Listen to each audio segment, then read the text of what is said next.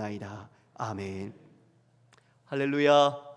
우리 옆에 분과 이렇게 인사할까요? 주님의 사랑으로 사랑합니다. 서로 고백하겠습니다. 앞뒤 전호 한 번씩 다 하실까요? 네.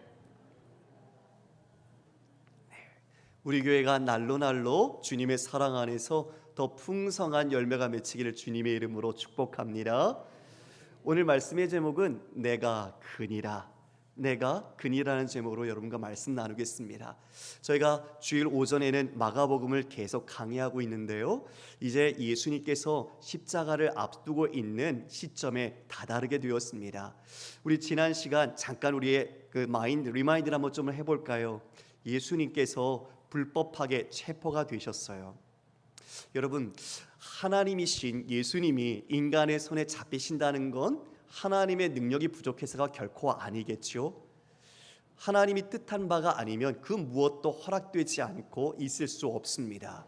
우리 예수님께서 바로 말씀이신 분이 성육신 하시고 이와 같이 말씀의 길을 삶으로 직접 보여주신 분께서 이제 그 길을 가십니다. 그런데 가장 가까운 제자의 배신의 입맞춤으로 배반이 시작됩니다. 끌려가시죠. 그러나 그 모든 것 가운데 주님은 말씀하셨습니다. 이 모든 것이 성경을 이루려 함이니라. 기억나십니까? 예, 주님은 말씀을 따라서 그 길을 가고 계시는 거예요. 그러나 그 말씀을 따르는 것이 인위적이고 자기적이고 기계적인 것이 아니라 자원하는 마음으로, 사랑하는 마음으로, 그리고 온전한 우리를 향하신 마음으로 그 길을 걸어가시는 겁니다. 오늘 그와 같이 체포되신 이후에 오늘의 내용들이 이어지게 됩니다. 우리 말씀으로 한번 들어가 볼까요? 53절 제가 읽겠습니다. 그들이 예수를 끌고 대제사장을 하니 대제사장들과 장로들과 서기관들이 다 모이더라. 베드로가 예수를 멀찍이 따라 대제사장의 집들 안까지 들어가서 아랫사람들과 함께 앉아 불을 쬐더라. 예수님께서 이제 그들에게 붙들려 어디까지 가셨어요? 대제사장 그리고 서기관 장로들, 이들은 사내들인 공회원들이죠. 즉 재판장에 가신 겁니다. 지금 그들이 예수님을 붙잡아 온 이유는 재판을 통해서 그와 같이 자신들이 원하는 목적을 이루려고 하는 것입니다. 그 목적은 예수님을 죽이는 것이었죠. 여러분, 예수님은 이 땅에 오셔서 하나님의 뜻과 나라와 구원을 이루어 가시는데, 바로 그 하나님 나라와 하나님을 섬기는 가장 측근에 있는 이런 권력자들 간의 충돌이 일어났어요. 하나님을 섬기는 자들이 하나님이 아닌 자신을 섬기고 있었기 때문이죠. 그래서 그 아름답고 웅장하게 상징되어지는 그 성전은 다 무너질 것을 이야기해 주셨고, 이처럼 주께서는 자신의 몸을 성전으로서 다시 세우시는 놀라운 역사를 이 땅에 이루시고 이 모든 십자가의 길을 가시고 있는 것이죠. 지금 제자인 베드로도 도망쳤습니다. 그 체포의 불법한 현장에서 자신도 그 자리에서 함께 체포된 것이 아니라 주님은 체포되시는데 자신은 도망쳤어요. 그리고 자신은 예수님의 제자가 아닌 것처럼 멀찍이 떨어져서 그 예수님의 재판이 이루어지고 있는 대제사장 집안 뜰까지 들어갔습니다. 여러분, 멀찍이 떨어졌다는 것은 무엇을 말할까요? 소극적이지만 예수님의 제자를 부인하는 것이죠. 아닌 척하고 그 자리에 가는 겁니다.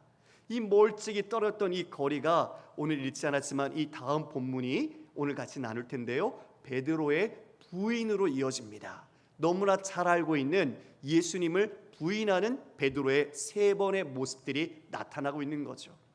거리가 멀어졌는데 점점 멀어져서 이제 예수님마저 부인하는 이 수제자 베드로의 모습, 지금 앞뒤로 이 베드로의 부인의 모습이 있고요, 그 가운데 예수님의 재판, 사내들인 공회의 재판의 모습이 담겨 있는 겁니다. 여러분, 좀 힌트가 되셨나요? 우리 마가복음 하면서 여러 차례 말씀드렸는데, 앞뒤에 같은 것이 있고 가운데 내용이 있다면 이게 샌드위치 기법으로 마가가 그 가운데 있는 내용을 강조하기 위한 문학적 표현이었다. 기억나십니까? 5분 정도만 기억하시네요. 이 마가복음을 다시 할 수도 없고 이거 어떡하죠? 다시 한번 기억나십니까? 예, 감사합니다. 예, 기억하셔야 합니다. 네, 오늘 이 재판에 중요한 메시지가 담겨 있다는 거죠. 자, 어떤 재판인데요? 불의한 재판이었어요. 이들은 예수님을 잡아 죽이려고 하는데 증인을 모읍니다. 여러분, 재판은 공정하고 그리고 그 무엇보다 객관적이어야 하죠. 그런데 재판이 이미 목적이 기울어져 있습니다. 자신들은 예수를 처형하기 위해서 거짓 증인들을 모읍니다. 그리고 그 증언의 내용들을 모아서 이제 결정적으로 신성모독이라는 죄목을 씌워서 사형에 처하기 위해 일을 했던 것이죠. 여러분, 우리 56절에 보면 55절입니다. 55절에 보면 대제사장과 온 공회가 예수를 죽이려고 그를 칠 증거를 찾되 얻지 못하니 이는 예수를 쳐서 거짓 증언한 자가 많으나 그 증언이 서로 일치하지 못함이라. 거짓 증언을 하고 있는데 그 증언들이 서로 일치하지 않는데요, 큰일이 난 거죠. 유대 재판에 따르면 여러분, 증인이 최소 2명 이상이 있어야 합니다.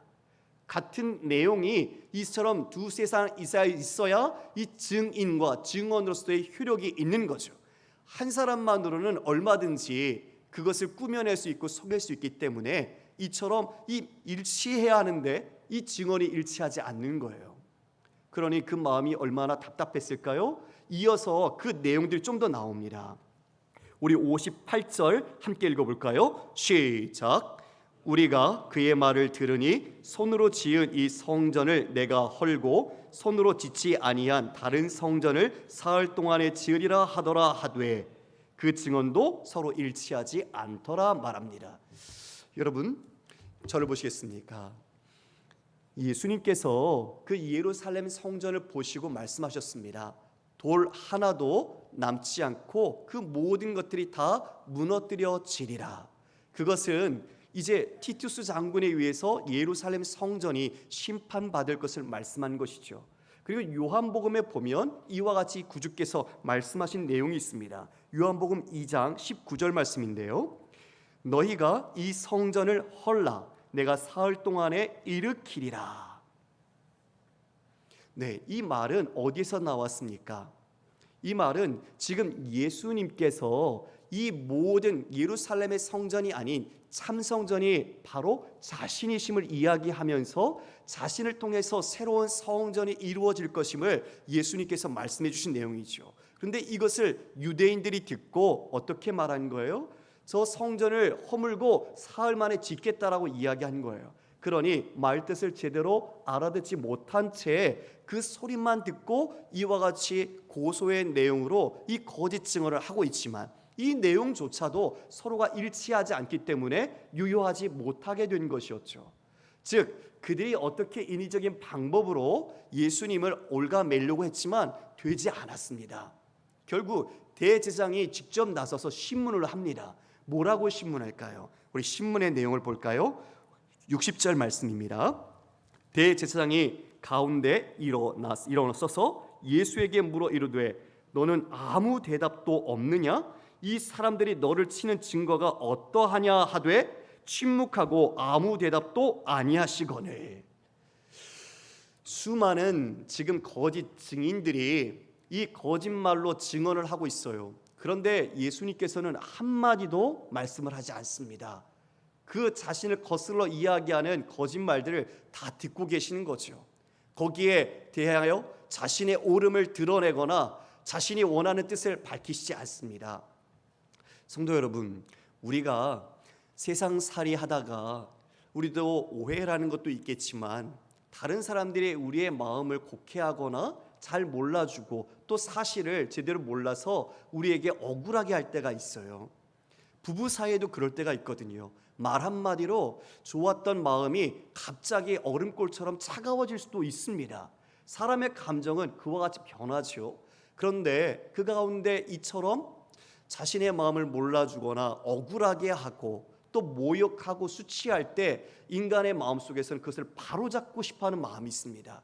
우리는 그것을 정의라고 얘기도 하고 공의라고 이야기도 합니다. 그러나 우리는 그걸 우리의 힘으로 하려고 하죠. 억울함을 그래서 참지 못합니다. 지금 예수님이 이 참지 못하시는 것, 인내하시는 것은 힘이 없어서가 아니었죠. 이 모든 것은 이미 말씀에 기록되어 있는 내용이었습니다. 이사야서 53장 7절 말씀입니다. 그가 곤욕을 당하여 괴로울 때에도 그의 입을 열지 아니하였으며 마치 도수장으로 끌려가는 어린 양과 털 깎는 자 앞에서 잠잠한 양같이 그의 입을 열지 아니하였도다. 자신을 참남하게 고소하고 거짓으로 증언하는 그들 앞에서 예수님은 자신의 옳음을 드러내지 않으셨습니다. 끝까지 하나님의 말씀을 이루고자, 그 뜻대로 순종하고자 주님은 인내하셨습니다. 그런데 놀라운 반전이 이루어집니다. 대제사장이 직접 한 신문의 내용을 질문하고 던집니다. 그것이 무엇이냐? 61절에 이렇게 말씀합니다. 대제사장이 다시 물어 이르되 내가 찬송받을 이의 아들 그리스도냐? 네가 찬송받을 이의 아들 그리스도냐? 이 질문 앞에 우리 주님 그동안 굳게 담으셨던 침묵을 깨셨습니다. 십자가를 앞두고 찬송받을 이 거룩하신 하나님의 아들 그리스도냐라는 대제사장의 그 신문에 주님은 말씀하십니다. 내가 그니라. 내가 그니라. 성도 여러분, 신문을 받아야 할 사람은 대제사장이죠. 그런데 도리어 우리 구주께서 신문을 당하시는데 그 신문에 드디어 입을 여셨습니다. 내가 그다. 바로 하나님의 아들이다. 그리고 인자라는 다니엘서와 시편 110편에 있는 말씀, 그 단어, 하나님께서 이 세상을 통치할 권한을 주시는 그분, 바로 인자의 칭호를 가지고 말씀합니다. 뭐라고 말씀합니까? 62절 우리 함께 읽어볼까요? 시작. 예수께서 이르시되 내가 그니라. 인자가 권능자의 우편에 앉은 것과 하늘 구름을 타고 오는 것을 너희가 보리라 하시니. 여러분, 실로 놀랍지 않습니까? 어느 인간이, 어느 지혜자가 지금 이 인자가 이처럼 하나님 권능자의 우편에 앉아 있을 것과 그리고 그가 구름을 타고 다시 올 것을 말할 수 있습니까? 이처럼 우리는 그 모든 것을 알 수 없는 무지한 사람인데, 인간의 실존은 이처럼 하나님이 보여주시고 깨닫게 해주셔야 알 수 있는데, 지금 이와 같이 내가 그다라는 진정한 참 증인으로서 참 증언을 예수께서 하셨습니다. 그리고 그에 더불어 바로 이와 같이 인자가 권능자의 우편에 앉아 있을 것이다. 통치자로서 하나님 아버지와 함께 더불어 이 모든 것을 다스리시며 운영하시고 통치할 다스림의 주관자 되심을 이야기해주고 있습니다. 이어서 인자가 이 마지막 날에 구름을 타고 올 것이다. 이 세상의 마지막을 심판하는 재판장으로서의 그 모든 인자의 권위, 바로 메시아됨을 우리 구주께서 말씀하신 것입니다. 여러분, 이것이 거짓입니까? 이것이 거짓입니까? 이것은 참 증언이었습니다. 이것은 진정한 사실이었습니다. 진실이었습니다.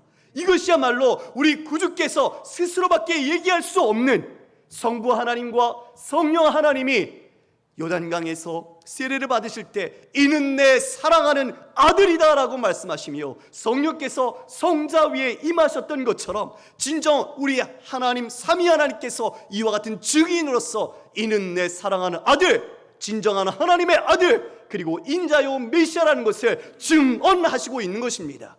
그러나 이 아름답고 놀라운 이 귀한 말을 인간은 듣고도 그 말을 판단할 수 없습니다. 죄에 빠져 있고 왜곡되어 있는 우리의 인간이 하나님의 선을 선으로 보지 못하며 자신의 죄조차도 죄를 보지 못하는 무지함에 빠져 있기 때문입니다. 이들은 예수님의 이 수많은 거짓된 증언 가운데 예수님의 참 증언을 오히려 왜곡하여 자신들이 신성모독이라는 죄로 덮어 씌웁니다. 진실을 말했음에도 말이죠. 이것이 인간의 실존이요 우리의 적나라한 민낯의 모습입니다. 이에 대제사장은 그 말을 듣고 자신의 옷을 찢습니다. 신성모독이라는 증거죠. 더 이상 무슨 증인이 필요하리요? 이와 같이 내 스스로 자백했으니 이 모든 것에 더 증인이 필요 없다. 그러면서 그 공회원들에게 뭐라고 말합니까? 이는 사형에 해당된다. 이것은 죽을 죄다라고 이야기를 하는 겁니다. 성도 여러분, 우리 상상을 해볼까요? 그냥 우리가 주님의 옆에 우리는 보이지 않지만 투명 인간처럼 그 재판정에서 그 모습을 보고 있다라고 우리 가정을 해봅시다. 주님이 그 모든 것에 인내하시고 참으시고, 그러나 그 가운데 진실한 자신됨을 밝히신 공적인 이 자리의 모습이 이 사람들에게는 오히려 그 하나님의 아들을 죽이는 호기로, 자신들의 기득권과 권력으로 그 아들을 죽일 수 있는 찬스로 변해진 상황에 여러분들은 과연 무엇라고 그 자리에 계신다면 외치고 싶으십니까? 이처럼 불법한 재판이 있을 수 있습니까? 미시나의 법에 보면 재판에는 이처럼 한날에 심리와 선고 판결을 하지 못하게 되어 있습니다. 사형에 해당되는 것은 바로 그 다음날 이어지더라도 이 두 번에 걸쳐서 확정을 하게 되어 있는 것이죠. 그리고 낮에 재판이 이루어져야 합니다. 그런데 지금은 철야 신문과 재판으로 진행되고 있죠. 더욱이 이 재판이 6월절 절기처럼 명절이나 그리고 안식일 전날에는 열어지지 못하도록 되어 있습니다. 그러나 이들은 이 모든 것을 다 무시하고 자신들이 원하는 뜻과 목적을 성취하고자 불법하고 불의하고 가식적인 재판을 지금 진행하고 있는 것이죠. 옷을 찢고서 드디어 이 모든 물증을 잡았다. 이제 너는 죽을 죄에 해당된다라고 단정 짓고 난 뒤에 그 안에 있던 사람들은 어떻게 태도를 취합니까? 여러분, 이렇게 하네요. 65절입니다. 어떤 사람은 그에게 침을 뱉으며 그의 얼굴을 가리고 주먹으로 치며 이르되 선지자 노릇을 하라. 침 뱉으심을 당합니다. 그리고 사람들이 얼굴을 가린다고 합니다. 여러분, 얼굴을 가리면 보입니까? 안 보입니까? 눈을 가리는 거죠. 그리고 때리는 겁니다. 주먹으로. 예수님의 얼굴을 칩니다. 그리고 조롱합니다. 네가 선지자니? 맞춰봐. 누가 때렸는지. 주님을 눈을 가리고 때린 뒤에 누가 때리는지 맞춰보라며 모욕과 수치를 안깁니다. 하인들조차도 자신의 손으로 예수님의 얼굴을 때립니다. 사랑하는 성도 여러분, 우리 구주께서 왜 이렇게 무능력한 모습을, 그리고 왜 이렇게 그와 같은 고난을 그대로 당하십니까? 바로 이 자리에 있는 저와 여러분 한 사람 한 사람을 위하여 우리 구주께서는 그 인내와 사랑의 길을 이와 같이 가십니다. 여러분, 그 사랑이 지금 여러분의 마음속에 다시 한번 새롭게 일깨움을 받고 주님의 은혜 가운데 충만하기를 주님의 이름으로 축복합니다. 주께서 이처럼 불의한 재판 가운데 주님은 참 증인, 증언을 하셨죠. 그런데 또 다른 신문의 한 현장이 벌어집니다. 그게 어딜까요? 우리 카메라 렌즈를 바꿔서 베드로에게 옮겨보도록 하겠습니다. 여러분, 66절을 함께 보시겠습니까? 베드로는 아랫뜰에 있더니 대제사장의 여종 하나가 와서 베드로가 불 쬐고 있는 것을 보고 주목하여 이르되 너도 나사렛 예수와 함께 있었도다 하거늘. 자, 이제 또 다른 신문의 현장이 예수님이 재판받고 있는데 또 다른 곳에서 그대로 벌어지고 있는 거예요. 이거는 대제사장이 아니라 대제사장의 종, 여종 하나가 어디선가 불빛을 쐬고 있는데 많이 본 것 같아요. 보니까 이 사람 예수와 함께 있던 사람인 거죠. 그래서 말한 겁니다. 야, 이 사람 예수와 함께 있었어! 이야기했더니 뭐라고 베드로가 말합니까? 베드로가 부인하여 이르되 나는 네가 말하는 것이 무엇인지도 알지도 못하고 깨닫지도 못하겠노라 하며 앞들로 나갈새. 야, 나는 네가 말하는 게 무슨 말하는 건지도 모르겠고 나는 깨닫지도 못하겠어. 완전히 잡아떼는 거죠. 그리고 그 자리를 떠나 도망을 칩니다. 이게 첫 번째 예수님의 부인이었습니다. 그런데 그 여종이 계속 베드로를 쫓아옵니다. 어떻게 됩니까? 69절에 보면 여종이 그를 보고 곁에 서 있는 자들에게 다시 이르되 이 사람은 그 도당이라 하되 70절 또 부인하더라. 두 번째 베드로가 예수님을 부인했습니다. 지금 이 여종이 어떻게 보면 집요하게 이와 같이 예수님의 사람이라고 묻고 있죠. 그 질문 앞에 베드로는 마음이 찔렸을 거예요. 베드로는 장담을 했잖아요. 주님이 죽는 자리까지 내가 갈 거고 결코 죽더라도 나는 주님을 부인하지 않겠습니다라고 맹세했던 자신 아니었습니까? 그런데 위기가 닥치자 이처럼 자신이 위협을 받자 두 번이나 어떻게 했어요? 부인했습니다. 네 말 뭔지 난 말귀도 못 알아듣겠다. 이렇게 말하며 그걸 부인했죠. 자, 이제 하이라이트 세 번째 부인이 이어집니다. 여러분 우리 함께 볼까요? 우리 70절 말씀을 함께 읽겠습니다. 시작. 또 부인하더라. 조금 후에 곁에 서 있는 사람들이 다시 베드로에게 말하되 너도 갈릴리 사람이니 참으로 그 도당이니라. 이번에는 좀 더 객관적인 증거가 나왔습니다. 그게 뭐냐면 베드로가 갈릴리 사람이라는 것이 탄로난 거예요. 이 말은 그 베드로가 사용하고 있는 어투에서 나온 겁니다. 왜 우리나라도 방언이 있죠. 각 지방색이 있어서 그 말할 때에 그 발음에 다름이 있습니다. 갈릴리도 그와 같이 발음이 다른 부분들이 있었던 거예요. 이걸 지금 이 사람들이 캐치하고서 너 갈릴리 사람 아니야? 너도 그 도당이다 라고 이야기를 한 거예요. 이제 더 빼도 박도 하기 힘든 그런 상황으로 몰리고 있는 거죠. 궁지에 몰렸어요. 그러자 베드로가 어떻게까지 하죠? 71절입니다. 그러나 베드로가 저주하며 맹세하되 나는 너희가 말하는 이 사람을 알지 못하노라 하니 닭이 곧 두 번째 울더라. 이에 베드로가 예수께서 자기에게 하신 말씀 곧 닭이 두 번 울기 전에 내가 세 번 나를 부인하라 하심이 기억되어 그 일을 생각하고 울었더라. 베드로가 저주하며 맹세했습니다. 여러분 이 저주는 자신을 저주한 게 아니에요. 그 당시에 배교를 하기 위해서는 어떻게 했느냐? 예수 그리스도가 메시아가 아니라는 것을 예수를 저주함으로써 증명했어요. 그러니까 지금 베드로가 뭐 한 거죠? 수제자지만 나는 예수를 메시아가 아니고 그리스도가 아니라고 저주한 거예요. 그걸 맹세한 거예요. 완전한 부인, 완전한 자신이 하나님과의 결별, 이와 같이 그리스도로 자신이 온전히 살겠다라고 위기가 충천했던 그때는 언제 가는지 없어지고 이제는 그 예수님을 저주하며 자신의 생명을 연장하기 위한 그런 비겁한 인간의 모습이 나타난 겁니다. 성도 여러분, 지금 닭이 두 번 울었습니다. 그때 주께서 하신 말씀이 생각났어요. 네가 나를 부인할 것이다 라는 말씀이 생각나서 베드로가 울었다라고 말하고 있습니다. 이것을 조금 더 누가복음에는 구체적으로 표현하고 있습니다. 누가복음 22장 61절 말씀입니다. 주님께서 돌아서서 베드로를 똑바로 보셨다. 베드로는 주님께서 자기에게 오늘 닭이 울기 전에 네가 세 번 나를 모른다고 할 것이다 하신 그 말씀이 생각났다. 여러분 여기에 보면 뭐라고 말하고 있죠? 베드로가 주님을 부인하자 주님께서 돌아서셨습니다. 그리고 베드로를 똑바로 응시하셨습니다. 주님의 시선이 베드로를 향하신 거예요. 베드로의 시선도 주님의 눈과 부딪혔습니다. 이때 주님께서 자신에게 주셨던 말씀, 네가 오늘 닭 울기 전에 세 번 나를 모른다고 부인할 것이다.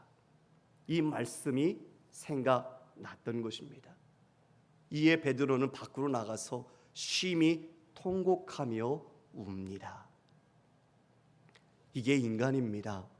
제 아무리 의지와 힘과 주님의 은혜를 경험하고 많은 기적의 현장을 체험했을지라도 이와 같이 자신의 목숨의 위기 앞에서는 제자로서 그 모습이 아닌 예수님을 파는 가룟 유다처럼 배신하는 똑같은 모습을 그대로 재현해내고 있는 것이죠. 우리 누구도 이 자리에 있는 우리 누구도 다를 바 없다고 생각됩니다. 저도 마찬가지입니다. 우리의 인간의 연약함과 부족함은 스스로의 의와 스스로의 구원을 성취할 수 없는 여전히 부족한 실력 없는 형편없는 자라는 것을 우리는 스스로 고백합니다. 베드로도 거짓 증언을 했습니다. 공회의 수많은 거짓 증언차처럼 지금 베드로도 예수님을 모른다고 부인하며 거짓 증언을 했습니다. 여러분, 앞에도 거짓 증언, 베드로도 거짓 증언, 그 사이에 있는 진정한 참 증언이 무엇입니까? 바로 예수님께서 하신 내가 그니라. 주님 성경에 있는 말씀대로 자신을 드러내셨으나 사람은 그것마저도 왜곡해요. 그것을 자신의 잘못된 모습과 악용으로 삼아버리고 말하지요. 구주께서 말씀하셨습니다. 누구든지 사람 앞에서 나를 부인하면 나도 하늘에 계신 내 아버지 앞에서 저를 부인할 것이다. 이 말씀 이미 베드로도 알고 있죠. 그런데 3번씩이나 부인했습니다. 베드로가 여러분 수제자 아닌가요? 그런데 이제 이처럼 부인한 자신이 얼마나 창피했을까요? 나는 끝났다. 나는 더 이상 제자라고 말할 수도 없어. 나는 주님을 완전히 부인했고 주님 다시 오신다면 그 수치와 창피는 더 이루 말할 수 없었겠죠. 그런데 베드로가 자신만 알고 있는 이 내용이 어떻게 이렇게 복음서에 기록되어 있습니까? 그렇게 숨기고 싶었던 수치와 창피의 이야기들을 어떻게 이 복음서에 낱낱이 기록했을까요? 주님의 사랑 때문입니다. 주님의 은혜 때문입니다. 주님의 회복 때문입니다. 주님이 끝까지 붙드심입니다. 주님이 온전히 우리를 인도하심입니다. 주께서 부활하신 후에 처음으로 우리 베드로를 찾았지요. 그리고 베드로에게 3번의 사랑의 질문을 던지셔서 그 3번의 부인에 대한 주님의 사랑으로 회복시키시고 다시 그 큰 일, 하나님의 구원의 일을 이루어가도록 만들어 주셨습니다. 여러분, 실로 이것이 바로 주님께서 우리를 향하신 사랑의 모습입니다. 누가복음 22장 31절에 주님은 미리 이 이야기를 주셨습니다. 시몬아, 시몬아 보라, 사탄이 너희를 밀가루로 하려고 요구하였으나 그러나 내가 너희를 위하여 내 믿음이 떨어지지 않기를 기도하였노니 너는 돌이킨 후에 내 형제를 굳게 하라. 그가 말하되 주여 내가 주와 함께 오게도 죽는 데에도 가기를 각오하였나이다. 이르시되 베드로야 내가 네게 말하노니 오늘 닭 울기 전에 내가 3번 나를 모른다고 부인하리라 하시니라. 우리 구주께서는 지금 이 모든 것을 아시고 기도하셨습니다. 그를 위하여 믿음이 떨어지지 않도록 기도하셨습니다. 이어서 겟세마네에 가셨지만 베드로는 기도의 자리에서 실패했죠. 여전히 그래서 그는 부인하는 자리까지 실패합니다. 그러나 그게 끝이 아니었습니다. 대반전이 이루어졌으니 바로 그것이 하나님이 우리를 위하심, 하나님이 우리를 사랑하심으로 우리를 건져내시는 것입니다. 바로 베드로에게 돌이킨 후에 내 형제를 굳게 하라. 넘어졌지. 주님이 부인하고 난 뒤에 베드로를 향해서 바라보셨을 때 그 눈빛과 시선이 책망과 비난의 시선이었을까요? 아니요. 지금 이처럼 너를 위해서 기도했던, 그리고 그를 아시는 주님은 긍휼히 그리고 그를 사랑함으로 분명히 베드로를 보셨을 거라고 생각됩니다. 여러분, 베드로가요 이처럼 닭 울기 때문에 그런 게 아니라 하나님의 말씀을 생각했기 때문에 회개했죠. 우리가 하나님의 말씀을 마음에 가지고 있을 때에 우리는 흔들림 없이 주님의 올바른 뜻을 분별할 수 있고 우리도 회개할 수 있는 겁니다. 베드로가 나중에 많은 사람들을 어떻게 하죠? 전도합니다. 놀랍게 쓰임받아요. 그런데 구전에 의하면 베드로가 설교할 때마다 그 전에 베드로에게 환청으로 닭울음 소리가 들렸다고 합니다. 어땠을까요, 여러분? 한번 생각해 보시겠습니까? 닭울음소리가 들릴 때마다 자신이 숨기고 싶었던 가장 수치스럽고 주님의 마음을 가장 아프게 했고 그리고 내 자신이 얼마나 형편없는지를 그대로 알게 됐던 그 현장, 예수님을 부인했던 자신의 모든 실패, 아픔, 좌절, 그것을 늘 깨닫고 상기하고 말씀을 전했던 것이죠. 사랑하는 성도 여러분, 여러분의 다구름 소리, 여러분의 그 부인의 현장, 여러분이 넘어졌던 현장은 어디입니까? 여러분에게는 다구름 소리가 무엇이었습니까? 주님을 떠났고, 주님을 부인했고, 내 뜻대로 갔고, 정말 주님은 더 이상 나의 주가 아니라고 그와 같이 저주와 맹세를 했던 여러분의 삶의 현장은 어디입니까? 그곳에서 주님은 회복과 여러분을 향한 사랑을 끝까지 베풀어 주셨습니다. 여러분, 그 다구름 소리 우리도 잊지 말아야 될 것 같아요. 여러분이 건짐받았고, 여러분에게 쓰러지고 정말 넘어지고 내 자신에게 낭망하고 실망해서 나는 끝났어, 나는 더 이상 안 돼 라고 여겼던 그 자리가 우리 주님이 찾아오셔서 내가 크니라, 너는 실망하고 실패하고 좌절하지만 나는 너를 끌어안고 내가 죽어도 너를 살리고 너를 나의 생명의 자녀로, 하나님의 자녀로 내가 반드시 세울 바로 그 사람이 바로 나다, 내가 그니라라고 우리에게 언약하시고 약속하시고 성취하시고 이루어 주신 것입니다. 단순히 내가 바로 메시아야가 아니라 바로 그저께 쓰러진 너희들, 내가 너희를 위하여 십자가를 질 거야. 그리고 너희를 내가 끝까지 붙들 거야. 그리고 너희를 회복시켜서 그 놀라운 하나님의 복음의 증인, 하나님의 놀라운 증언자로 이 열방에 주의 그리스도가 바로 나라는 것을 증거하게 할 거야. 바로 그와 같은 은혜와 사랑을 우리에게 부어주신 것입니다. 사랑하는 성도 여러분, 내가 그니라라는 그 말씀 속에 우리는 하나님께서 우리를 지키시는 놀라운 은혜를 깨닫게 됩니다.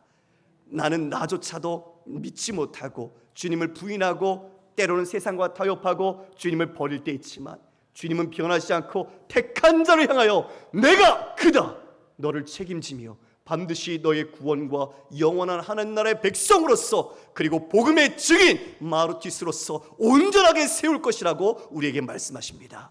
그러므로 여러분, 두려워하지 마십시오. 낙심하지 마십시오. 우리는 내 자신을 힘으로 사는 자가 아니라 그리스도를 바라보며 살며 그리스도가 책임지시는 성도임을 기억하시길 바랍니다. 그러므로 우리 또한 날마다 우리를 바라보셨던 그 주님의 시선에 맞추어 우리 모든 성도가 바로 예수 그리스도 십자가에 계신 예수를 늘 바라보면서 우리 자신, 다구름 소리 같았던 실패와 절망의 자리에서 구원해 주신 예수 그리스도, 그분 온전히 의지하고 우리의 복음의 증인 되어서 선포하시고 드러내고 삶으로 살아내시는 주님의 복음의 증인 되시기를 주님의 이름으로 축원합니다.